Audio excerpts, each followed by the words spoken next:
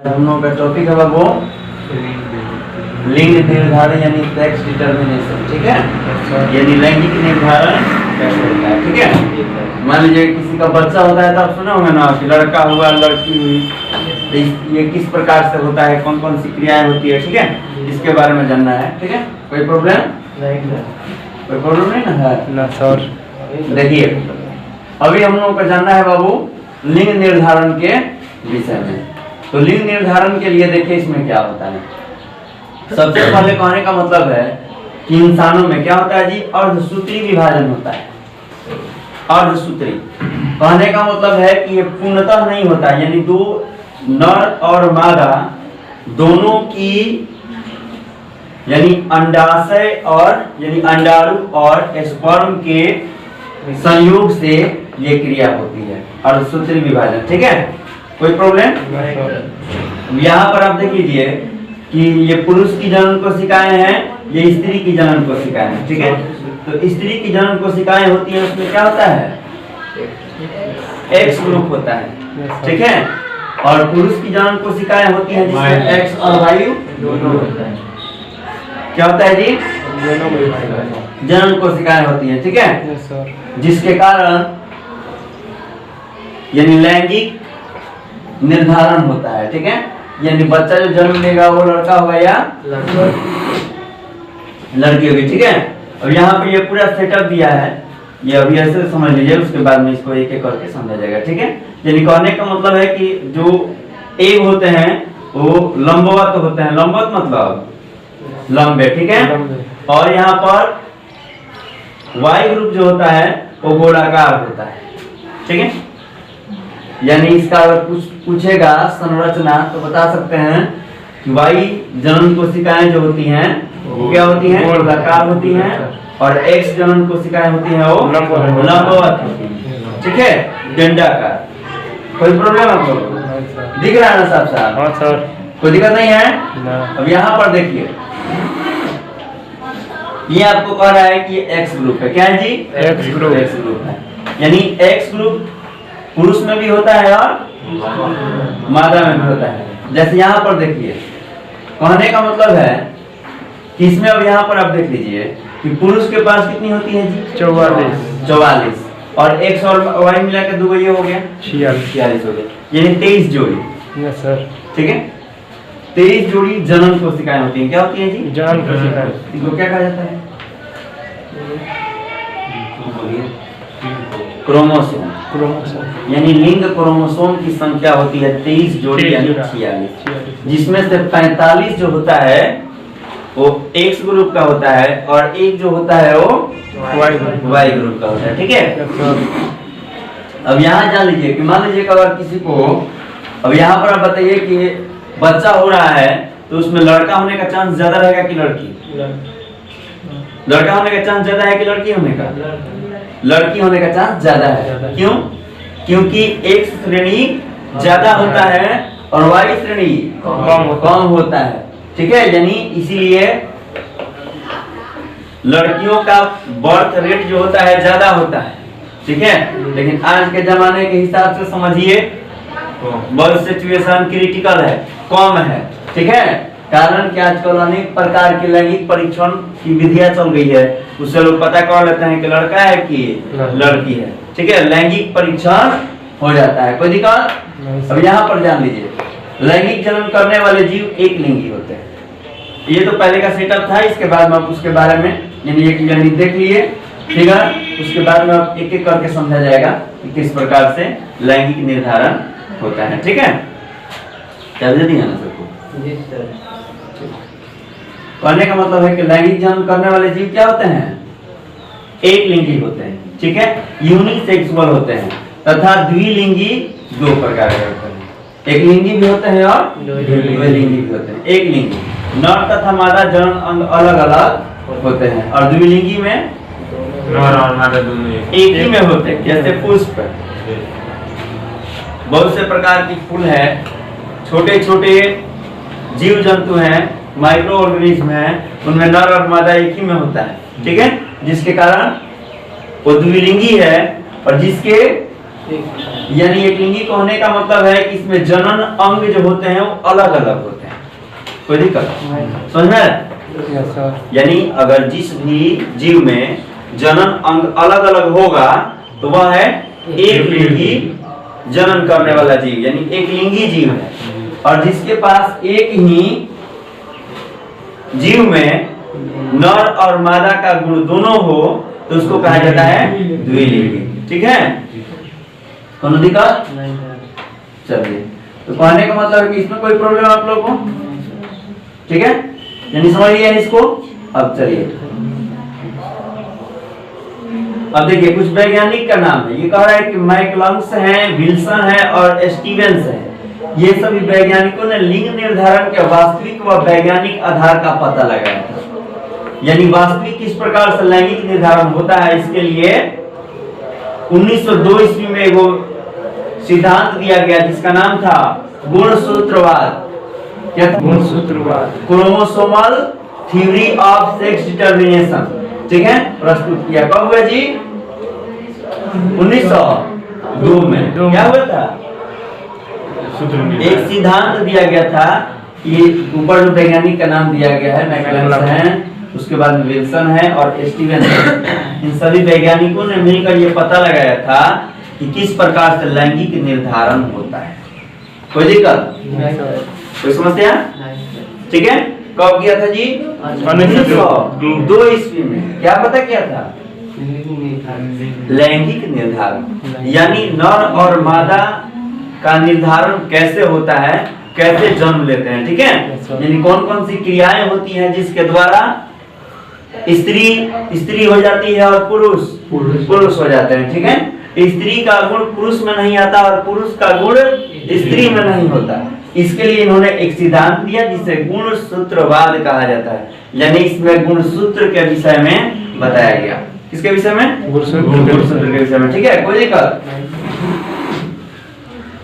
और है कि मैकलम्स के अनुसार सभी एक लिंगी जंतुओं का लिंग निर्धारण उनके अनेक लक्षणों के समान गुणसूत्र वाले जीवों से होता है। ठीक है, यानी उनकी क्रिया ये होती है कि वे अपनी निर्धारण के लिए खुद जिम्मेवार होते हैं। यानी उनके अंदर कुछ विशेषताएं होती हैं जिसके कारण वो खुद लैंगिक निर्धारण करते हैं। ठीक है, अब देखिए, अब कह रहा है कि मनुष्य की प्रत्येक कायिक तथा जनन कोशिकाओं में 23 जोड़ी या 46 गुणसूत्र होते हैं।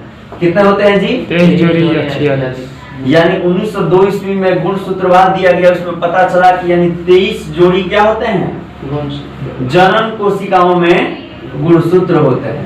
ठीक है, अब इसमें देखिए इनके दो प्रकार होते हैं। गुणसूत्र के दो प्रकार होते हैं। कोई प्रॉब्लम? एक आपका होता है यानी 44 गुणसूत्र के 22 समजात जोड़े होते हैं।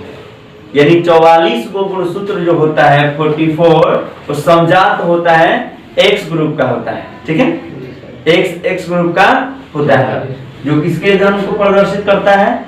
स्त्री, लड़की के। ठीक है, और उसके बाद में होता है, इसको देखिए क्या कहा जाता है, इसको ऑटोसोम्स कहते हैं। क्या कहा जाता है?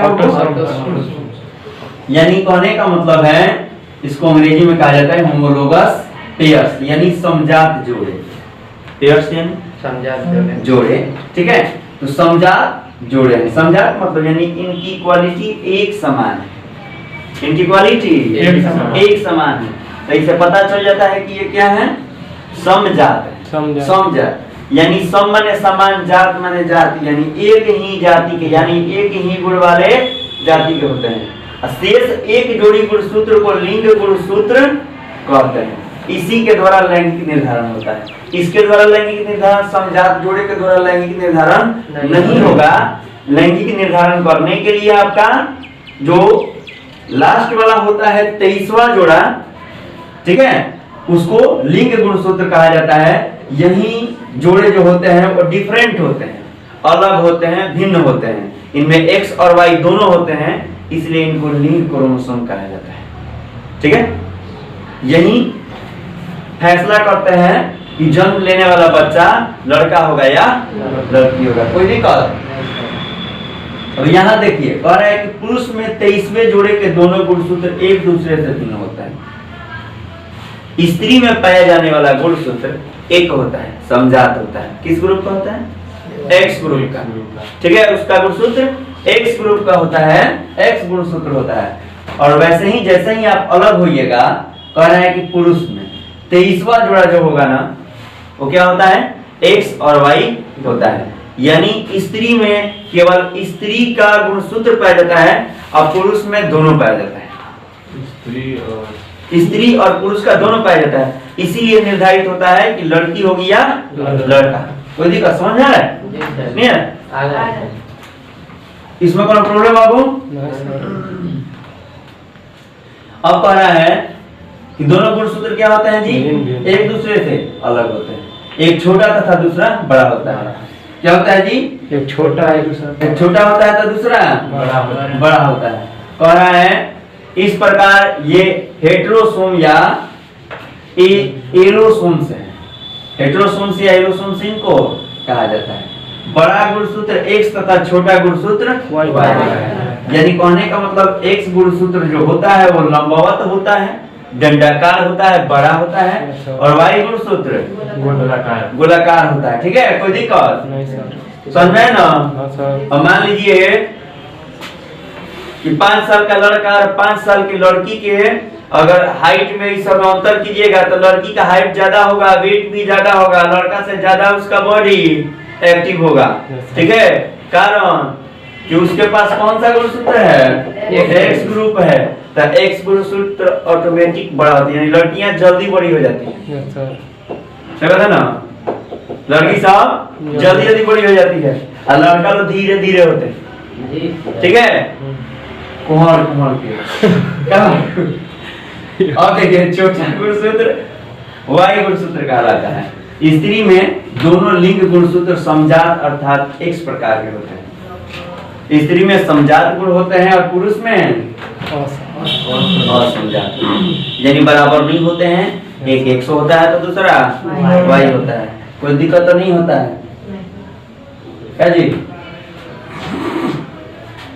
कह रहे पुरुष की जन्म कोशिकाओं में देखिए क्या 22 जोड़े समजात गुण वाले होते हैं और जो मतलब 23वां जोड़ा जो होता है वो एक्स और वाई विषम जात होता है। टोटल मिलाकर होते हैं 46 गुणसूत्र। कितने होते हैं जी? 46, यानी 46 गुणसूत्र होते हैं। इसमें कोई दिक्कत नहीं सर? समझ नहीं आ रहा है? आ रहा है। आ रहा है, बड़ी दुख की बात है जी। ठीक है, तो पुरुष की जन्म कोशिकाओं में 22 जोड़े समजात गुण वाले होते हैं और एक्स वाई जो होता है लास्ट वाला होता है। 23वां जोड़ा जो होता है वो विषमजात होता है। ये टोटल मिलके 46 होते हैं। ठीक है, यानी मनुष्यों में 23 जोड़े गुणसूत्र पाए जाते हैं। ठीक है, क्रोमोसोम का जी।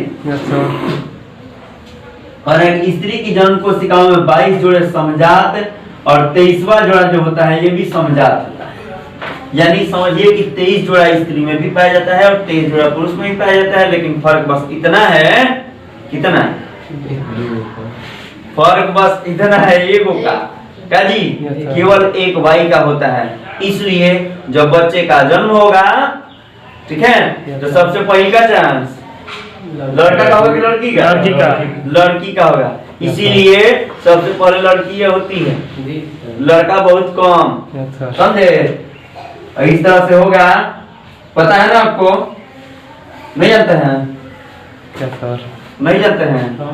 लड़की की संख्या ज्यादा हो सकती है, लेकिन लैंगिक परीक्षण के द्वारा इसको कम कर दिया गया है। मतलब सबसे ज्यादा संख्या लड़की ये सबका होता है। ठीक है, लेकिन कुछ दिमाग लगा दिया है लोग, इसीलिए लड़कियों की संख्या 1940 हो गई है। ठीक है, यानी लिंगानुपात कम है, लड़की सबकी संख्या ज्यादा है। ठीक है, यानी हमारे भारत की लिंगानुपात है आपका 1000 अगर क्या है जी? 1000 अगर लड़का है तो 940 को लड़की है, तो 60 जना पूजा क्या होगा? 60 जना का हाल होगा जी? ब्याह शादी तो होगा ना, क्यों भी हो सकता है, तुम लोग में से भी कोई हो सकता है। क्या जी? लड़की सब काम है ना, लड़का सब क्या जी? हो सकता हो ना? एकदम लग रहा है कि एकदम हो सकता है ना। ठीक है, गांव में भी रहना चाहिए काम कैसे चलेगा? ठीक है, इज्जत पर दाग लग जाएगा, ऐसा होना चाहिए। क्या हुआ इसमें कोनो प्रॉब्लम? नहीं अब सर। देखिए ये समझिए, यानी स्त्री में समजात गुण वाले होते हैं और पुरुष में विषमजात गुण वाले होते हैं। कोई दिक्कत नहीं सर। पर एक मनुष्य में लड़के अथवा लड़की का होना इन्हीं लिंग गुणसूत्रों पर निर्भर होता है। एक गुणसूत्र मादा निर्धारक और वाई गुणसूत्र पर नर निर्धारक होता है।